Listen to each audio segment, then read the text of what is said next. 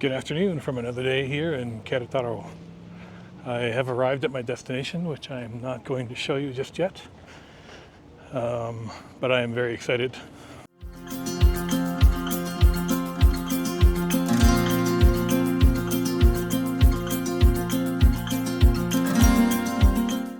You know how when you're driving along on the highway and then all of a sudden the thing you're looking for just kind of pops out of nowhere? That's what happened today. So I should mention here as well, while I'm walking the last few minutes, that it's pretty easy to get around town here on the bus. The bus system is quite expansive, I would say, and pretty easy to find your way around. One of the apps that works really well here is Move It.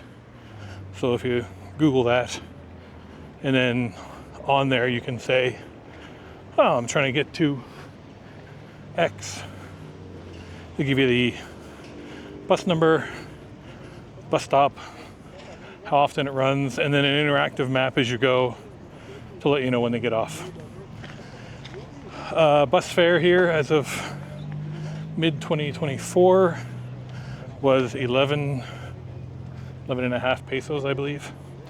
So that's like what, 75 cents, 50 cents US. Anyway, super cheap. The ride that I took today was just one bus. There was no transfers needed or anything like that. And it got me here in about a half an hour, give or take. Compared to Uber, which I looked up as well, but Uber was about 110 pesos here each way, so 10 times the money. So the bus system here does not use change at all. You can't pay with cash. You have to go to a... ¿Cómo estás? We have to go to like an OXXO or another convenience store and get a QRO bus card. I'll show you what mine looks like. So there's the QRO bus card that you can get. So those cards are refillable. I think it costs 13 pesos to buy the card, and then they just put on whatever you want on it. So I got them to put 50 pesos on it, which should be enough for, more than enough for what I need. So yeah, highly recommend the bus. It's not that difficult to figure out the routes. It's super cheap, and while busy, wasn't super crowded. So we're just making our way around here to the entrance. The bus actually dropped me off at the backside. I sort of considered maybe getting off at a different stop earlier, only because I thought that it might be closer, but I wasn't really sure since I haven't been here before. I will say that this is the first of probably many types of stops like this along the way from here on in Mexico. That's all I'm going to say for now, because if I say more, I'm going to spoil it. And I don't really want to do that. So we have arrived. And yeah, it's... I'm going to make you wait a little bit longer. But it's, someone who's been traveling through Mexico for, I don't know how long it's been now, 6 weeks, 7 weeks, whatever. And one of the things I'm most looking forward to throughout my time in Mexico is experiencing some of the Mayan and Aztec history, some of the pyramids, and, everything that comes with that. Because I have been interested in that stuff for most of my life.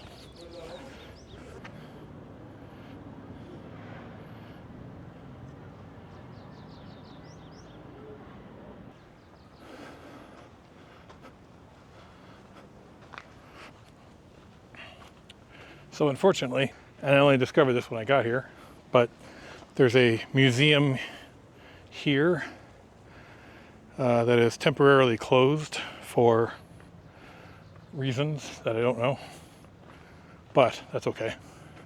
I'm not here for the museum. I mean, the museum would be cool, but that's not why I'm here. Well, now that we're behind the trees, I can turn this around a little bit. Beautiful day here. Overcast with a nice breeze.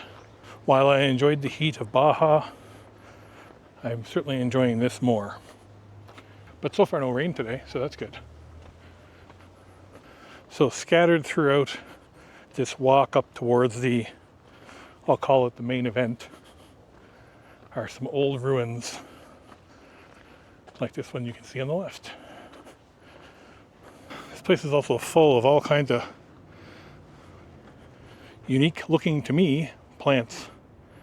There's a shot of the city from the other side. So yesterday we were down sort of in the downtown area, and you can see how expansive the city is up into the hills, even over here as well. Beautiful spot. Still surprised how few people seem to come to Querétaro, given the history and the culture and everything that's here.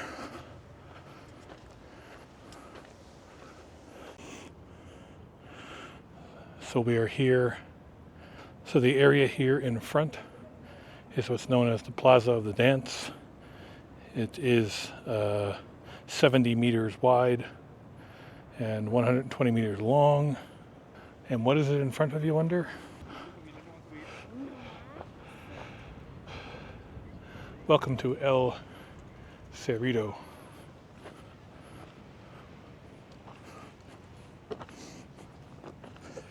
So El Cerrito is part of the Toltec culture.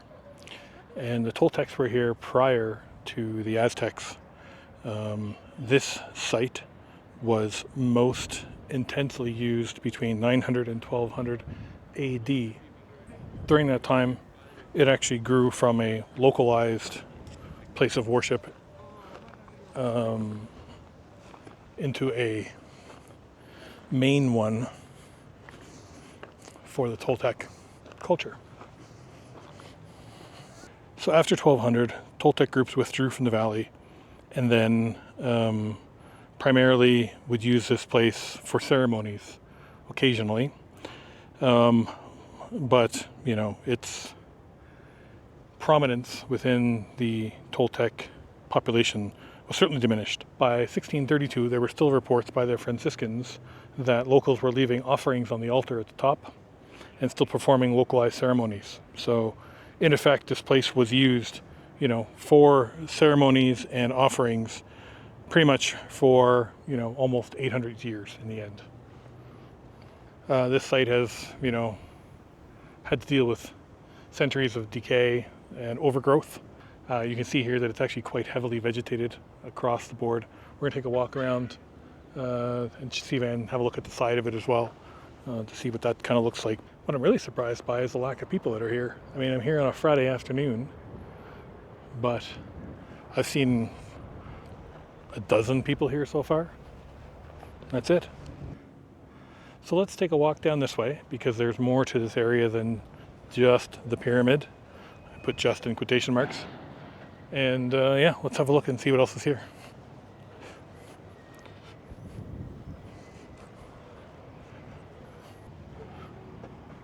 So this is the Hall of the Four Altars. Here's a picture of what it looks like with the artistic recreation. And yeah, so there was a whole building here with a roof and 4 smaller altars. And we're directly off to the side of the Grand Pyramid over here. Let's take a walk down this way. You can really see, maybe get a better shot down there too, but you can really see the vegetation on this side. And like on the back side there, it's pretty much untouched, I guess is the word for it. Hasn't really been modified or cleaned up. So you get the front and the 2 sides, but on the back side, it's pretty much still all trees. So here as we walk along the side, it's interesting because it looks like, to me at least, and I may do some more research on it later, but it almost looks like that extra piece at the top was added later on. Like it looks more modern. Now I know that the Franciscans, when they were in the area, did build a monastery just down the hill from here. And I'm wondering if they put the cap on top of that to claim it, to, you know, whatever. But it definitely has that look of, you know, later 16th, 17th century add-on. You'll see here in a second what I mean. But if you look at the windows that are in it, you can see that they've got these arched windows that are very, you know, church-esque in style. And so that's why I think that that was probably added on at a later date. That is not probably part of the original temple that was here. And here we have the Altar of the Skulls, which was a 10-meter square altar. You can see a reconstruction photo of it here. There was over 50 offerings, skulls, bodies, found here between the ages of 18 and 40 years old. They were found under the eastern side staircase, which I believe would be on the back side over here. You can sort of see back there behind that tree how that entryway is dug up. So I'm going to go with that's where they were found. Just having a walk through the grounds here, you can really see the construction of the walls and stuff that are here and how big of an area it is. So that's going to do it from here at El Cerrito in Querétaro. It was such a cool experience to come here and check this out. It's a bit more, I would say, off the beaten path from where a lot of people think of going to, you know, see pyramids and those types of things. And this one's a little extra unique because it's a Toltec pyramid. It's not Aztec, it's not Mayan. It predates both of those. And so I thought that was a, you know, kind of a neat thing to come and see. Anyway, that's all from here. Tomorrow I'm on a bus heading to Mexico City. You know, I hope you enjoyed this video. If you did, please subscribe and leave a like and a comment below to let me know that you were here. And remember, life is short. Wander.